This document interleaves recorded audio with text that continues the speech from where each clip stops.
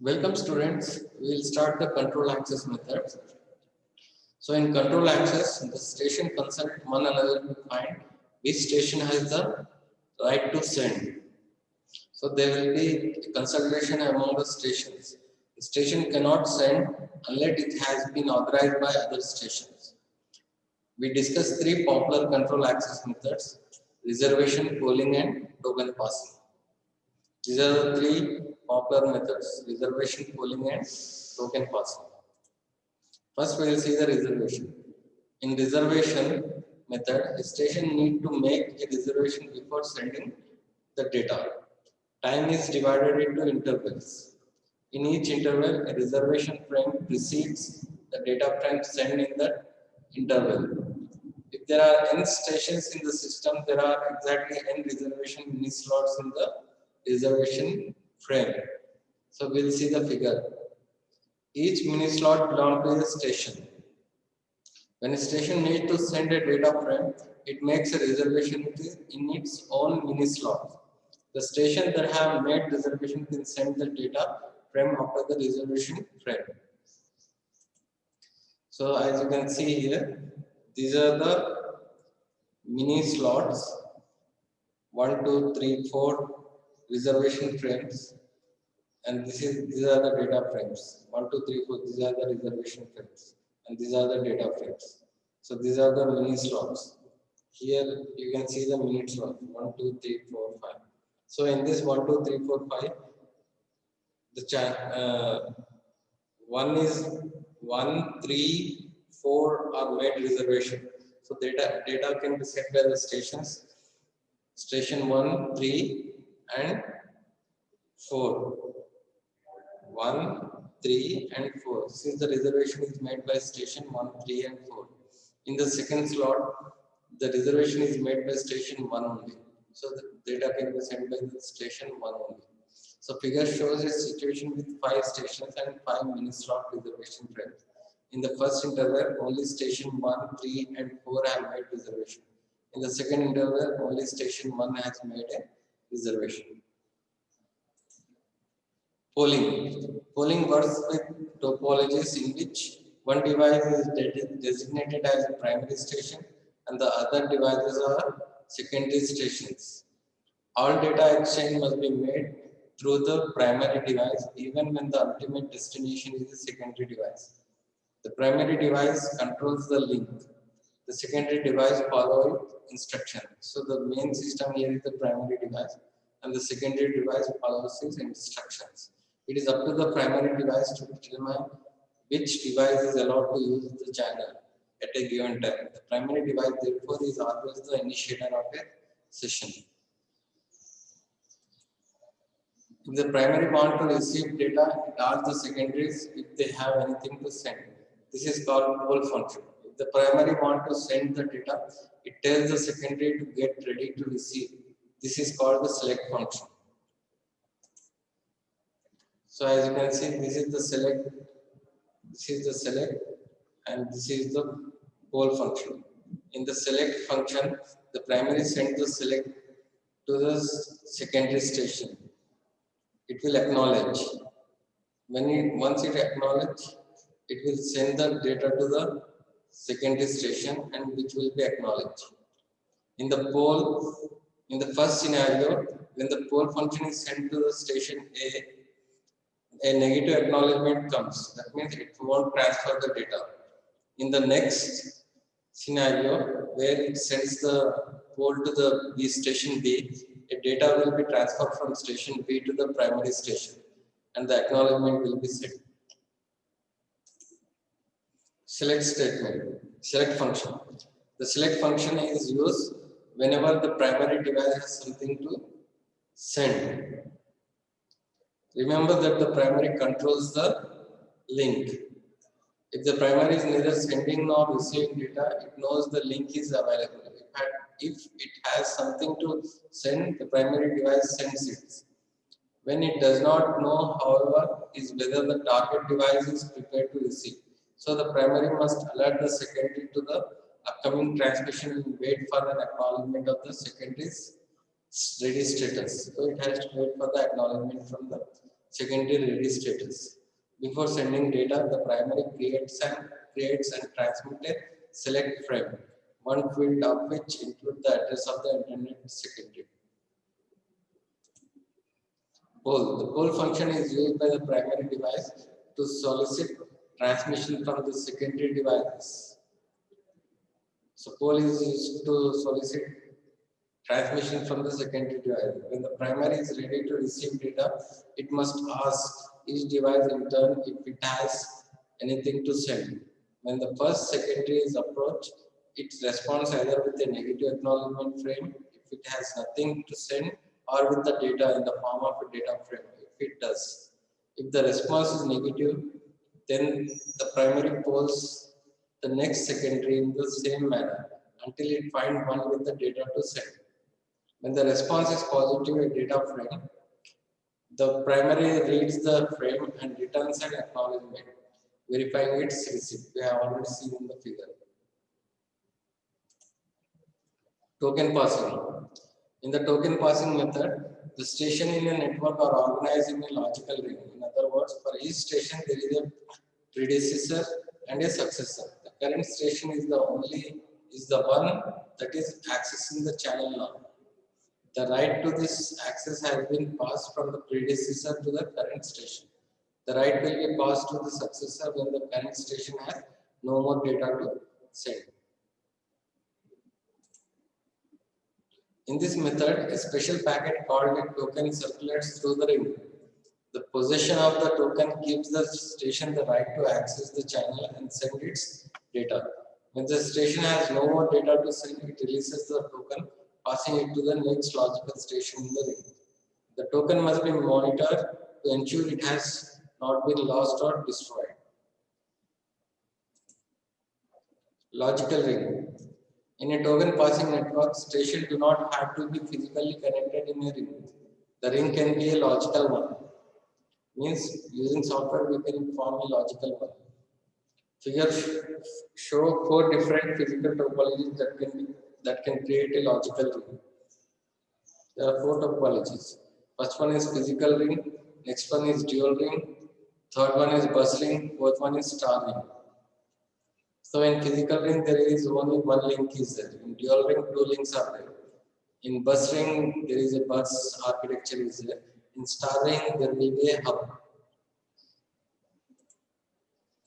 Physical ring topology. In the physical ring topology, when a station sends the token to its successor, the token cannot be sent by other station. The successor is the next one in line. This means that the token does not have to have the address of the next successor. The problem with this topology is that if one of the link, the medium between two adjacent stations fails, the whole system fails. Dual ring topology. The dual ring topology uses a second auxiliary ring which operates in the reverse direction compared with the main ring.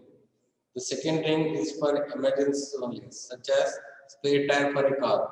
If one of the links in the main ring fails, the system automatically combines the 2 rings to form a temporary ring. After the failed link is restored, the auxiliary ring becomes ideal again. Note that for this topology to work, each station needs to have 2 transmitter ports and 2 receiver ports. The high-speed token ring networks called FDDI, which stands for Fiber Distributed Data Interface, and CTDI, which stands for Copper Distributed Data Interface, use this topology. They use dual ring topology. Bus ring topology. In the bus ring topology, also called a token bus, the stations are connected to a single cable called a bus. They, however, make a logical ring because each station knows the address of its successor and also predecessor for token management purposes. When a station has finished sending its data, it releases the token and inserts the address of its successor in the token. Only the station with the address matching the destination address of the token gets the token to access the shared medium. The token bus LAN, standardized by IEEE, uses this topology. Star ring topology. In a star ring topology, the physical topology is a star. There is a hub, however, that acts as the connector. The wiring inside the hub makes the ring. The stations are connected to this ring through the two-wire connections. This topology makes the network less prone to failure because if a link goes down, it will be bypassed by the hub and the rest of the station can operate. Also, adding and removing a station from the ring is easier. This topology is still used in the token ring LAN designed by the IBM. Now coming to the next topic, which is nothing but channelization. Channelization is the multiple access method in which available bandwidth of a link is shared in time, frequency, or through code between different stations. In this section, we discuss three channelization protocols: FDMA, which stands for frequency division multiple access; TDMA, time division multiple access; and CDMA, code division multiple access.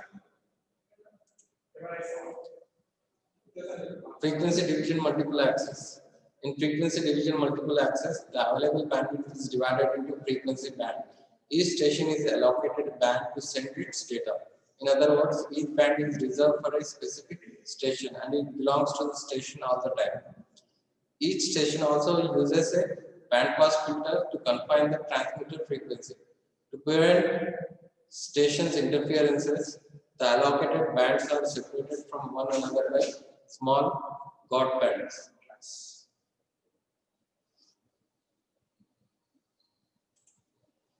So this is frequency division multiple access.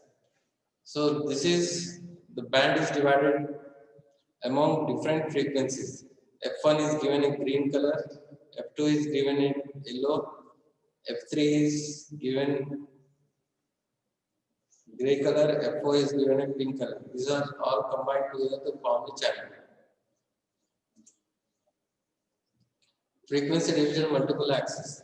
Frequency division multiple access specifies a predefined frequency band for the entire period of communication. We need to emphasize that although FDMA and FDM conceptually seem similar, there are differences between them. FDM is a physical layer technique that combines the load from low bandwidth channel and transmits them by using a high bandwidth channel. FDMA, on the other hand, is an access method in the data link layer. TDMA, time division multiple access. The station shares the bandwidth of the channel in time. Each station is allocated a time slot during which it can send data. Each station transmits its data in its assigned time slot. So this is time division multiple access. The channel is divided into different time slots. Each station sends the data in different time slots. So in T1, channel 1 is sending, in T2, channel 2 is sending, in T3, station 3 is sending, and in T4, station 4 is sending. They are all combined together in time slots to send the data along the common channel. Time division multiple access. The main problem with time division multiple access lies in achieving synchronization between the different stations. Each station needs to know the beginning of its slot and the location of its slots. This may be difficult because of propagation delays introduced in the system if the station are prepared over a large area. To compensate for the delays, we can insert God times. Synchronization is normally accomplished by having some synchronization bits, normally referred to as preamble bits, at the beginning of each slot. We also need to emphasize that although TDMA and TDM conceptually seem the same, there are differences between them. TDM is a physical layer technique that combines the data from the slower channel and transmits them by using a faster channel. The process uses a physical multiplexer that interleaves data units from each channel. Time division multiple access. TDMA, on the other hand, is an access method in the data link layer. The data link layer in each station tells its physical layer to use the allocated time slot. There is no physical multiplexer at the physical layer. Now coming to the last technique, which is nothing but code division multiple access technique. Code division multiple access was conceived several decades ago. recent advances in electronic technology have finally made its implementation possible. Code division multiple access differs from frequency division multiple access because only one channel occupies the entire bandwidth of the link. It differs from TDMA because all stations can send data simultaneously. There is no time sharing. So, communication with code. 4 stations 1 to 4 are connected to the same channel. Let data for channel X is dx and the code for channel X is cx. Also, if we multiply the code cx by another code cy, the result will be 0. And if we multiply the code cx by itself, the result will be 4. With these properties, the 4 station can send data on a common channel by the station multiplying its data by its code and summing them together. So this is a simple idea of communication with code. So we have 4 stations, station 1, station 2, station 3 and station 4. Those are having data D1, D2, D3 and D4. These are multiplied by the code by their respective codes D1 dot C1, D2 multiplied by C2, D3 multiplied by C3 and D4 multiplied by C4, and they are combined together and sent to a common channel. So common channel has the total data D1 dot C1 plus D2 dot C2 plus C2 dot D3 dot C3 plus D4 multiplied by C4. This is the data which is sent. With this approach, if station 2 wanted to hear what station 1 is saying, station 2 would multiply this by station 1's code C1, then divide by 4. Once it divides by 4, it will get the data what station 1 is sending.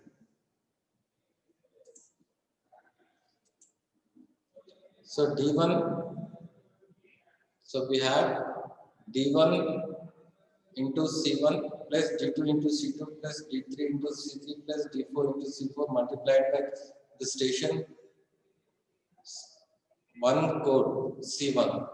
When it is multiplied by C1, we get this C1 D1 multiplied by C1 multiplied by C1. C1 by C1 multiplication, we get 4. So we get 4 D1 here. C2 multiplied by C1 will be 0. C3 multiplied by C1 will be 0. C4 multiplied by C1 will be 0. So remaining all are zeros. So 4D1. Then 4D1 will be multiplied by 4 to get the data D1. Chip sequence. Actually, the code is a sequence of numbers called chips. Each station is assigned a unique chip. The number of elements in each chip is equal to the number of stations. Example of chip codes for 4 stations. So this is chip code 1C1. Its code is +1 +1 +1 +1. Chip code 2 is +1 -1 +1 -1. 3 is +1 +1 -1 -1. 4 is +1 -1 -1 and +1. So there are 4 stations, that's why the code is 4. There are 4 numbers. You can multiply chip sequence by a number. So we are multiplying 3 by the chip sequence. +1 +1 -1 -1. So it will get +3 +3 -3 -3. You can multiply 2 equal chip sequence. That is +1 +1 -1 -1 by itself. +1 +1 -1 -1. We will get 4. You can multiply 2 different chip sequence. When we multiply 2 different chip sequence, we get 0. You can add 2 different chip sequence. When we add 2 different chip sequence, we get 4. Data representation in CDMA. A 0 bit is represented by -1 and a 1 bit is represented by +1. And a silence in the network is represented by 0. A silence is represented by 0. So data bit is represented by data bit 0 is represented by -1. Data bit 1 is represented by +1. and the silence is represented by 0. Given the code concept and properties and data representation explained in the previous PPT slide, the actual way CDMA shares the channel is illustrated below. So we are sending bit 0 in station 1. So for bit 0, data representation is by -1, and the code is +1 +1 +1 +1. When we want multiply +1 +1 +1 +1 by -1, it will become -1 -1 -1 -1. So D1 dot C1 will be -1 -1 -1 -1. Similarly, for station 2, bit is 0. That is, it is represented by data -1. -1 is multiplied by the code +1 +1 -1 +1 +1. So when it multiplies by -1, it will become -1 +1 -1 +1.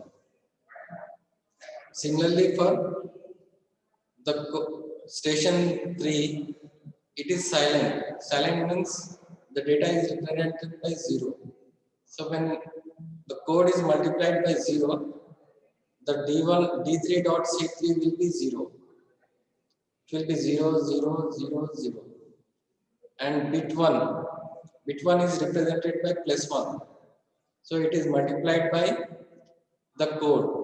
When it is multiplied by the code, we get +1 -1 -1 +1 as the D4 dot C4. So when all these are combined, the data will be -1 -1 -3 +1, which will be transmitted through the common channel. General rule and example of creating walls table. The chip sequence generated for each station is not a random choice. A walls table is used to generate the appropriate chip sequence for each station. The rules are below. So this is W1. W1 is given by +1. W2 is given by +1 +1 +1, and the other number is complemented. It will become -1. And the same process is repeated to form the chip sequence. So this is the chip sequence. So we have +1. This is +1 +1 +1, and the last one is complemented. Similarly, for W4 is also, it is like that only, but the last one is complemented to form the chip sequence. So digital signal created by 4 stations in CDMA. So this is the digital signal. So bit 0 means -1. It will be multiplied by -1. So the data will be -1 -1 -1 -1. Bit 0, it will be multiplied by -1. So the data will be -1 +1 -1 +1. Silent will be multiplied by 0. So all the terms will become 0. So silent will be, there will be no data. For bit 1, it will be multiplied by +1. So it will be +1 -1 -1 +1 for the fourth station. So the data will be +1 -1 -1 -1 +1. When the data on the channel is combined, this is the figure for the combined channel, combined data channel.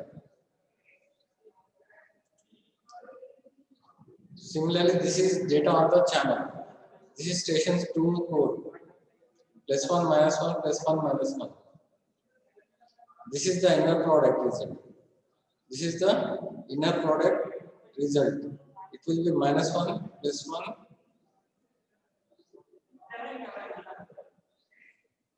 then -3 -1. This is the summing values. This will be the total sum value. So we have to multiply the total sum value by 4 to get the bit 0. So bit 0 will be bit. The final value will be -1, which is nothing but 0. If it is -1, it is 0. If it is +1, it is 1. If it is silent, if it is 0, means there is no data. With this, we conclude the topic, channelization topic. Thank you.